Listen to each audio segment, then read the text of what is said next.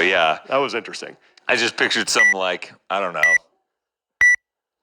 Latin oil magnate in a Guyabera shirt. Well, I think Shaquille O'Neal's yacht was out there at one point. Yeah, I think so too. Yeah. And they're just cruising around like, hey, honey, get me some more of the, give me some more Cristal. And you look over and you're like, oh my God, what is that? There's just these crazy, beautiful, fit people just ripping like legless rope climbs and muscle ups and swimming. And you're like...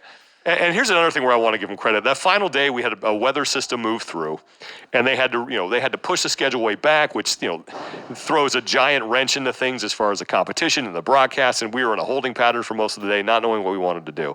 But a lot of water got dumped on the competition floor, and the athletes expressed concerns about they were supposed to do like a shuttle sprint on the floor. And they met with the Wodapalooza officials. They said, hey, we don't feel right about this. And that crew listened. They said, all right, we're going to reprogram this event. Mm-hmm. So the fact that they were able to, they say, okay, we get you. This is not safe. And I think it was the right call. It was absolutely the right call to do that. But give them credit for listening, adjusting on the fly, and still being able to put on, I think a really good competition that last day. Despite the fact that they had men and women competing at the same time with the teams and the individuals, and we weren't, from a broadcast standpoint, able to completely cover both races. We did our best with that, but they made the necessary adjustments to get all the competition in. I give them credit for being nimble and being able to, and listening to the athletes and being able to do that. For sure, and I actually saw that they had sent out. I don't remember where I saw it, but they sent out an apology letter to a bunch of athletes and stuff because, we obviously have to address this as well, but apparently there was some communication gaps for some of the non-elite divisions that weren't able to continue. So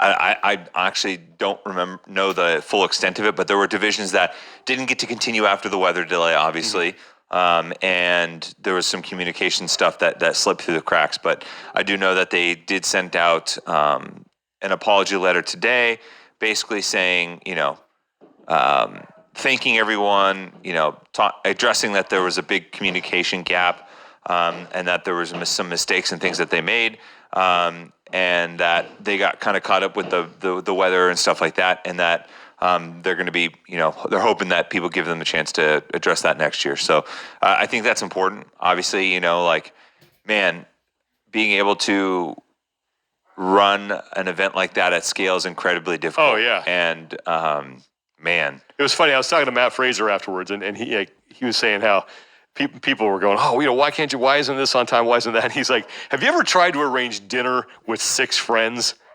You know how hard that? I was like, that's a really good point. How hard that is. Yeah. Like, this is 1,000 times tougher than that. And I couldn't have been more impressed with the event itself. It was a lot of fun. And there was a lot of short staff issues just because of COVID. Right. And people had to leave there were some athletes who were leaving Sunday night. Like Rich Froning wasn't even supposed to be there for the final event because they had like a plane scheduled and it wound up getting delayed. So they left the airport and came back to compete in the final event for the teams. Like there was a lot of people who just couldn't stay. Yeah. And they navigated that, I thought pretty well. It's so true about 6 friends. That's a great analogy. Yeah, right? Like, try to arrange that and how big of a logistical nightmare that can be. And then now there was like half the volunteers that were because people had to pull out with COVID, and so there was a ton of stuff. And I think it's I still thought the event was phenomenal. I think it's also a great learning experience as well to how to ways to improve and continue to keep this moving forward. Yeah, and I thought it was great too that, and this is sort of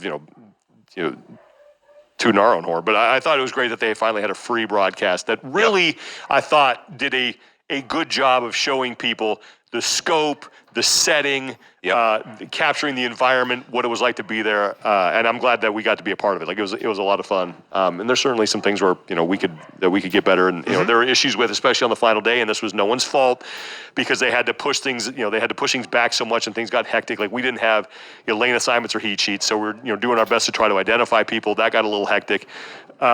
But again, understandable given the circumstances. Yep. So, let's talk about the competition. I figured we just start on the women's side. For sure. And Emma McQuaid, and I want to give you credit because you had her as your dark horse. You unfortunately did not get to talk about her on the pre-show. I'm so bummed. Yeah, but great call because she had the start and tied for 3rd and then 13th. So on the first day, she was inside the top 10, but not really inside the top 5, I don't think. And then 6th. first, ninth, seventh, seventh, third. So out of everybody really inside the top 5, she's the only one who only had one finish outside the top 10, and that was 13th. And then she had an event win as well. But winds up beating Bethany Shadburn by just 9 points. That was a great battle between the two of them. But Emma McQuaid was just, super consistent throughout the entire event, and shows why she's one of those up and coming European athletes. And it's been kind of a steady story for her, is that each year at the game, she's been there the last 3 years, she has slowly improved her standing on the leaderboard, starting at 20th, moving up a couple spots from there and finishing at 12th this last year. And I think it's something that we've seen. This is almost like the Kristen Holta model, Emma McQuaid's 31. She's one of the older athletes in the field, and she's slowly chipping away at these other weaknesses and improving her performance very slowly over time. And for her work, she walks away with $100,000 check. That ain't bad. No, not at all. And like you said, we had an opening show for the weekend at the desk with Rory McKernan. It must have been fun. Sorry to interrupt, but it must have been fun to you. It was a blast, man. It was a long time coming, especially because the last time we were at Wadapalooza,